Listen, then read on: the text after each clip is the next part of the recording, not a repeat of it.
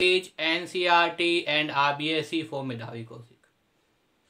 विद्यार्थियों, मुझे पूरी उम्मीद है कि आप घर पे होंगे, स्वस्थ होंगे और जैसी भी परिस्थिति अभी संसार में है उस परिस्थिति का डटकर सामना कर रहे होंगे। आप में से कई विद्यार्थियों के मैसेज आए व्हाट्सएप के माध्यम से, कईयों के फ़ोन आए और कईयों के जो है वो ये मुझे संदेश प्राप्त हुआ कि सर इस समय जो है वो हम थोड़े से निराश हैं, निराशावादी, क्योंकि एक भाव संसार में दिखाई दे रहा है सब तरफ। तो आपने पहले भी जो है वो अच्छी अच्छी मोटिवेशन वीडियो बनाई थी, तो एक बार पुनः आप हमें जो है वो कुछ बताने का प्रयास करें, समझाने का प्रयास करें विद्यार्थियों। तो उन्हीं सभी विद्यार्थियों की इच्छा का सम्मान करते हुए, हालांकि मैं कोई मोटिवेशन नहीं हूँ, लेकिन फिर भी चलो, अगर कुछ विद्यार्थी ये चाहते हैं कि मैं मोटिवेशन वीडियो बनाऊँ और उस वीडियो के माध्यम से उनमें ये आशावादी भाव जागृत हो सकता है, तो उनकी इच्छा का सम्मान रखते हुए मैं अब तक जो है मोटिवेशन वीडियो के मैंने 7 भाग बनाए हैं, आज 8वां भाग लेके आया हूँ मोटिवेशन वीडियो का। विद्यार्थियों, अगर मेरे द्वारा बनाई वीडियो को पसंद आए तो ज़्यादा लाइक कीजिए, कमेंट कीजिए, शेयर कीजिए। विद्यार्थियों, चैनल पे अगर आप अभी भी नए हैं तो चैनल को सब्सक्राइब कर लीजिए, क्योंकि आपको पता है परिस्थितियों के अनुसार ही मोटिवेशन वीडियो बनाता हूँ। जब भी मुझे लगता है कि मेरे विचार समाज के लिए उपयोगी होंगे, समाज के लिए सार्थक होंगे, विद्यार्थियों के मन पर छाप छोड़ेंगे, तभी जो है वो कुछ विचार जो मेरे मन में आते हैं उनको लेकर मैं कोई ना कोई वीडियो बनाता हूँ। तो विद्यार्थियों, पहली बात तो ये, जैसा कि इससे पहले जो 7 भाग बनाए थे उन सभी का कोई ना कोई टॉपिक होता है दिमाग में, कोई ना कोई पकड़ लेके मैं अपने विचार सोचता हूँ। तो आज का जो पकड़ है वो है आपके सामने तरीका। इसी एक पक्कन पे जो है मैंने काफ़ी 2 दिनों से चिंता मनन किया और फिर मैं सोचा विद्यार्थियों की इच्छा समान रखते हुए एक मोटिवेशन वीडियो बनाना चाहिए तरीके पर। तरीका, आज के जो मोटिवेशन स्पीच का अपना जो पक्कन है वो तरीका है। देखिए विद्यार्थियों, सबसे पहले तो मैं ये बताऊंगा कि अभी समाज एक बहुत ही विकट परिस्थितियों से गुजर रहा है। आप सभी इस बात को जानते हैं और मुझसे अच्छी तरह जानते होंगे।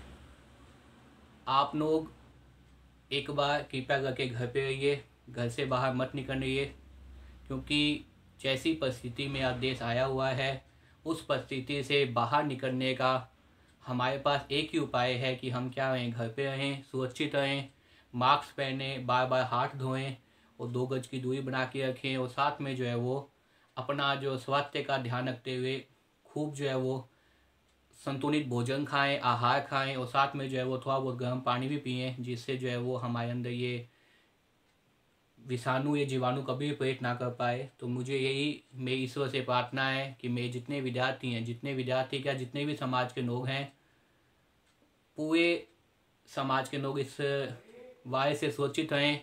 इसीलिए विद्यार्थियों, मैं चाहता हूँ कि आप जो है घर पे रहें, सुरक्षित रहें, स्वस्थ रहें विद्यार्थियों।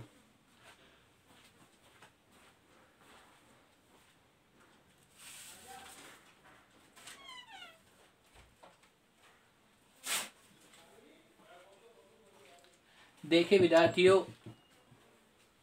एक बात जो चल रही थी, आज के जो विषय है वो है तरीका। समाज के अंदर प्रत्येक युग के अंदर एक बदलाव हुआ है, एक परिस्थिति के अंदर बदलाव, परिवर्तन हुआ है विद्यार्थियों। और उस परिस्थितियों में जो बदलाव हुआ है, उस परिस्थितियों के अंदर चाहे वो परिस्थितियाँ निसंदेह जो विकास के पथ पर जा रही थी, उन परिस्थितियों के, उन तरीकों के अंदर जैसे भी परिवर्तन हुआ है, जिस प्रकार से भी जो है वो बदलाव देखने को मिला है हमें, और वो बदलाव क्या है, कहीं ना कहीं जीवन के अंदर एक सार्थक उपयोगिता लेके आया है विद्यार्थियों। तो जहाँ तक बात करें तरीके की, तो 2 प्रकार की जो है मैं आपसे चर्चाएं करना चाहूँगा।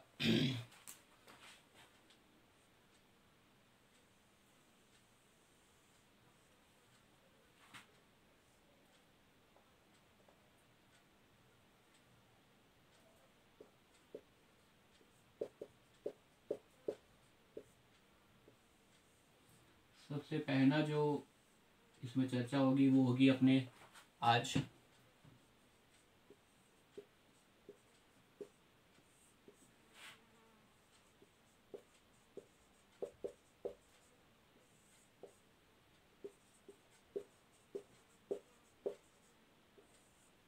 इस प्रकार से जो है वो दो बिंदु मैं आपके सामने प्रस्तुत कर रहा हूँ विद्यार्थियों। एक जो बिंदु है वो है आपके सामने इस तरीके के अंदर, वो आएगा रहन सहन। तो दूसरा जो बिंदु मैं आपके सामने लेके आया हूँ वो पढ़ाई, अध्यापन और अध्ययन। किस प्रकार से जो है देखिए, जहाँ तक बात की जाए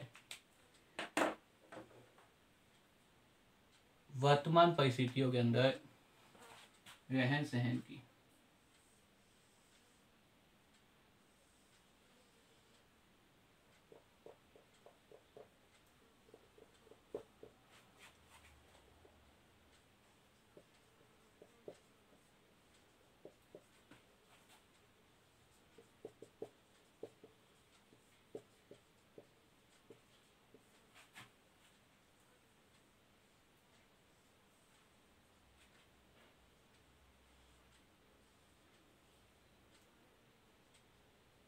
इसी प्रकार विद्यार्थियों जब मैं यहाँ भी इसको दो भागों में आपके सामने बांट रहा हूँ।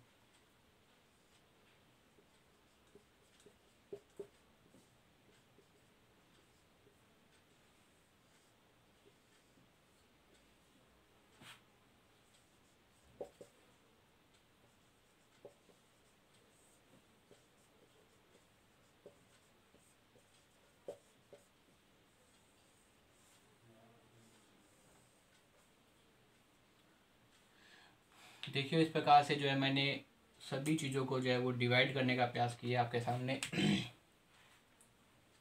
सबसे पहले तो जो है वो रहन सहन पर हम लोग कुछ चर्चा करेंगे। उसके बाद जो मुख्य बिंदु, उस मुख्य बिंदु पे आएंगे विद्यार्थियों।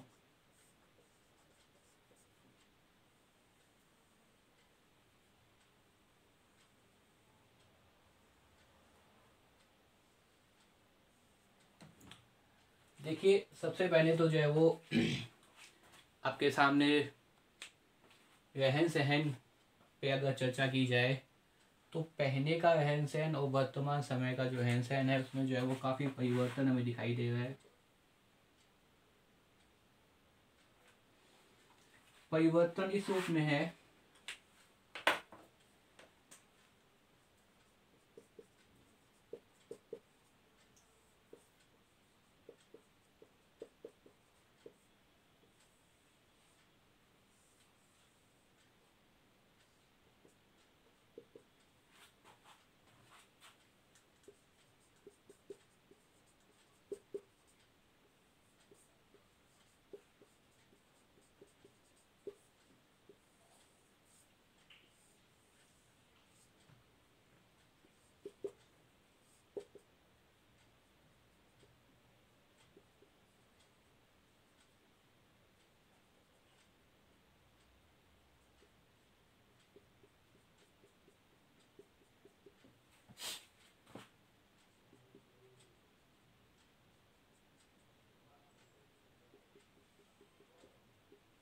देखिए रहन सहन की बात की जाए तो पहले का जो रहन सहन था, बदलाव था।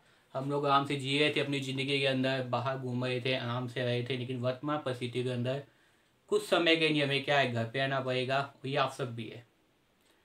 तो बदलाव का ये दो, परिवर्तन का ये दो नई नई चीज़ें हमारे सामने लेके आया है।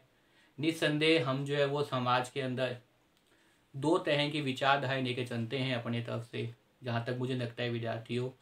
तो एक विचारधारा तो ये होता है कि जब हम कुछ कर रहे होते हैं तो हमारा मन दूसरी ओर भागता है। और दूसरी विचारधारा जैसे अफगानी विचारधारा है, सभी लोग अपने अपने घरों में हैं। जब हम काम कर रहे होते हैं तो हमारा मन करता है कि हम परिवार के साथ कुछ समय बिताएं, कुछ समय उनके साथ रहें।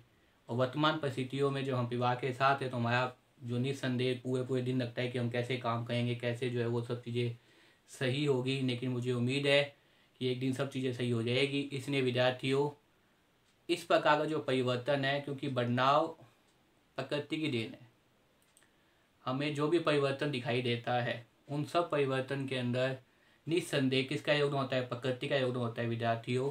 तो रहन सहन के अंदर मैं बताऊं कि सकारात्मक सोच के साथ आप लोग अपने परिवार के साथ समय बिताइए, स्वस्थ रहिए, तनाव रहित रहिए विद्यार्थियों। आपके पेरेंट्स आपके प्रति वो चिंतित करते हैं, उनकी भी बात सुनिए, उनको जो है तो मैं थोड़ा सा साथ दीजिए, क्योंकि ये साथ ही क्या है हमें इस प्रकार की परिस्थितियों से बाहर लेके जाएगा और निस्संदेह आने वाला समय क्या होगा, हमारे लिए उज्जवल होगा। सब चीज़ें जो है वो सुचारू रूप से सही ढंग से पुनः स्थापित होगी और होगी। विश्वास रखिए, ऐसा एक दिन अवश्य आएगा जब सब चीज़ें सही हो जाएगी। संतुलित तरीके से पहले की तरह हम लोग व्यवहार करेंगे, हम लोग आचरण करेंगे विद्यार्थियों। तो मन की जो दो विचारधाराएँ हैं, उन दो विचारधाराओं को ध्यान रखिए कि जब हम पहली विचारधारा में थे तो हमारा मन करता था कि कुछ समय के लिए परिवार के साथ समय बिताएं। अब हम दूसरी विचारधारा में आए हैं तो अब अपने घरों में रहिए, स्वस्थ रहिए, परिवार के साथ आनंदपूर्वक बिताइए। हालांकि समय बहुत कठिन है, मैं इस बात को जानता हूँ अच्छी तरह से। अब दूसरी जो मुख्य बात है विद्यार्थियों, उस पर आए तो पढ़ाई, अध्यापन, अध्ययन। अध्ययन का भी कह सकता हूँ मैं तरीका, अध्ययन का भी तरीका, क्योंकि जो पहले के समय जो पढ़ाई होती थी और वर्तमान परिवेश में जो पढ़ाई हो, इन दोनों में क्या है, परिवर्तन आ गया है। और ये परिवर्तन भी किस कारण आया है, प्रकृति के कारण आया है। या हम कह सकते हैं कोई भी समाज में जो परिवर्तन है वो किसी न किसी प्रकार से दिखाई दे रहा है। तो इस प्रकार देखिए विद्यार्थियों, पहली जो पढ़ाई थी आप लोगों ने सुना होगा, समझा होगा, देखा तो क्या होगा। पहले जो पढ़ाई होती थी, आज से बहुत टाइम पहले, जब आपने को भी सुना हो कथा के अंदर, राजा महाराजा के जो बेटे होते थे जिनको अपने राजकुमार बोलते हैं, वो जो है वो गुरुकुल पद्धति के अंदर क्या करते थे, आश्रम में जाके अपनी पढ़ाई करते थे। कहाँ करते थे विद्यार्थियों, गुरुकुल पद्धति में जाकर आश्रम में क्या करते थे, गुरुकुल पद्धति। और गुरुकुल पद्धति क्या होती थी, आश्रम में।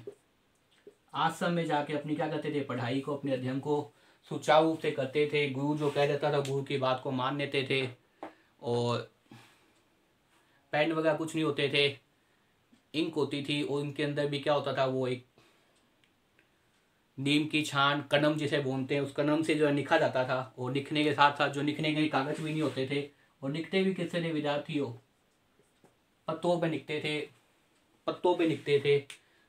उसके बाद कुछ ने वो मिला के कागज का आविष्कार हुआ, उस पर लिखना शुरू कर दिया। और धीरे धीरे परिवर्तन होते होते गुरुकुल पद्धति से हम जो है विधान्य पद्धति के आ गए। निस्संदेह विधान्य पद्धति के अंदर अध्यापक में पढ़ा हुआ है, 8 घंटे का जो समय होता है, 6 घंटे का समय होता है, उसमें 8 क्लास होती है। 8 क्लासों के अंदर जितने भी अध्यापक हैं, क्योंकि मेरी दृष्टि के अंदर बहुत ही सम्मानीय है प्रत्येक अध्यापक, बहुत ही जो है वो अच्छे तरीके से अपना अध्यापन कार्य करते हैं, सब बच्चों को साथ देकर चलने का प्रयास करते हैं। अब जो समय आया है विद्यार्थियों, वर्तमान जो समय बात करें, वर्तमान समय की जो पढ़ाई का तरीका है, अध्यापन है, अध्ययन का तरीका है, वो क्या हो गया है, वो ऑनलाइन हो गया है विद्यार्थियों। समय की परिस्थिति की जो डिमांड है, जो समय की आवश्यकता है, या कह सकते हैं जो परिवर्तन हुआ है, क्योंकि इस परिवर्तन में जब थे, हमें जब आशा नहीं थी कि इस प्रकार से जो है वो दूसरा परिवर्तन हमारे सामने दिखाई देगा। और दूसरा परिवर्तन क्या था हमारे सामने, विधान्य शिक्षा का, ये जो सेकंड पार्ट था। और सेकंड के बाद ये फर्स्ट था आपके सामने, ये फर्स्ट था और ये सेकंड था। और सेकंड के बाद अब जो है वो आपके सामने पढ़ाई का जो तरीका है वो है ऑनलाइन, ऑनलाइन अध्ययन। इस पे मैं आपके साथ चर्चा करूंगा विद्यार्थियों कि ऑनलाइन अध्ययन के अंदर इस समय जो समाज की जो महत्वपूर्ण आवश्यकता दिखाई दे रही है वो क्या है, ऑनलाइन अध्ययन। अब ऑनलाइन अध्ययन के अंदर निस्संदेह अध्यापक की अपने आप में एक उपयोगिता होती है। एक क्लासरूम के अंदर जो अध्यापक आता है और उसमें जो छात्र होते हैं उनका बीच में जो अधिगम होता है, उनके बीच में जो तारतम्य होता है, उनके बीच में जो पढ़ाई होती है, जो फेस रीडिंग होती है, जो एक अध्यापक जान जाता है, समझ जाता है कि बच्चे को, छात्र को समझ में आया है नहीं आया, और छात्र भी जो है तुरंत अपनी जो है वो समस्या का समाधान करने के लिए उसी समय प्रश्न पूछ लेता है। जो एक पद्धति है, होमवर्क मिलता था, होमवर्क को चेक किया जाता था बाकायदा, और जो भी है माहौल 8 घंटे का जो होता था, जिसे हम अब बहुत ज़्यादा जो है वो मिस कर रहे हैं सभी। ये तो सेकंड थी। अब जो थर्ड वर्तमान परिस्थिति के अंदर जो परिवर्तन हुआ है, जो बदलाव हुआ है, वो आया है आपके सामने ऑनलाइन अध्ययन के अंदर। ऑनलाइन अध्ययन के अंदर कई समस्याएं हमारे सामने दिखाई दे रही है। सबसे पहली समस्या तो मोबाइल, अगर मोबाइल नहीं है तो आप कैसे पढ़ेंगे।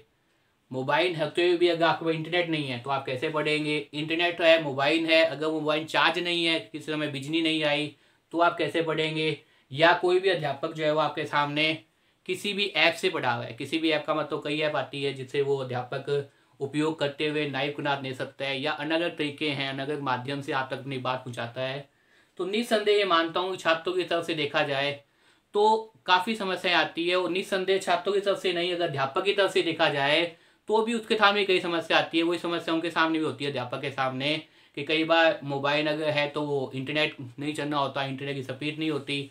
इंटरनेट भी है तो कई बार मोबाइल चार्ज नहीं होता, मोबाइल भी चार्ज है तो कई बार जिस भी ऐप से वो पढ़ाना चाहते हैं उस ऐप के अंदर की समस्या आ जाती है। कई बार अपनी जो बातचीत है वो सामने छात्रों तक समझ में नहीं आती, और छात्रों को जो है वो कई बार अपनी बात को समझाने में कई बार अध्यापक भी जो है वो विचलित हो जाता है। तो दोनों तरह, क्योंकि मैं मानता हूँ समाज के अंदर जो भी परिवर्तन होता है उसे एक अच्छे परिवर्तन के रूप में लेते हुए हमें देखना चाहिए। और इस समय का जो वर्तमान परिस्थिति है उस समय जो अध्यापक भी है और छात्र भी है, दोनों ही जो है वो पिछले एक साल से बात करें तो इस प्रकार की जो नवीन विकसित टेक्नोलॉजी है, विकसित तकनीक है, वो क्या है ऑनलाइन, उससे जो है वो अपने आप को पूर्ण रूप से 100% दे के दोनों तरफ से, क्योंकि तानी जो दोनों हाथ से बढ़ती है, एक हाथ से नहीं बढ़ती, उसमें छात्र का भी योगदान होता है, उसमें अध्यापक का भी योगदान होता है, दोनों तरफ से, और दोनों ही अपने अपनी तरफ से जो है भरसक प्रयास कर रहे हैं। तो ये जो है वो आज का जो बदलाव, जो परिवर्तन आया है उसके अंदर आप ये ध्यान रखिए कि अगर आप अध्यापक हैं तो अपनी तरफ से 100% दीजिए, और अगर आप छात्र हैं, छात्रों की बात करें तो समझने का प्रयास कीजिए।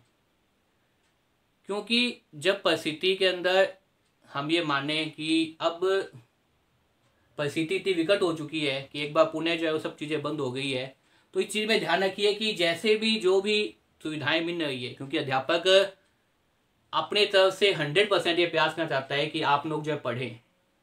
आप लोग घर पे आए तो आप घर पे रहते हुए जो है वो आप पढ़ने का प्रयास करें, तो उसी प्रकार से जो है वो आप लोग भी समझे और खूब पढ़े विद्यार्थियों, क्योंकि ये समय निकल जाएगा, समय जो है व्यतीत हो जाएगा, और लेकिन समय जाने के बाद अगर आप लोग नहीं पढ़ते, आप लोग नहीं अध्यापन कार्य करते, तो निस्संदेह समय तो चलायमान है, समय कभी भी उगता नहीं है विद्यार्थियों।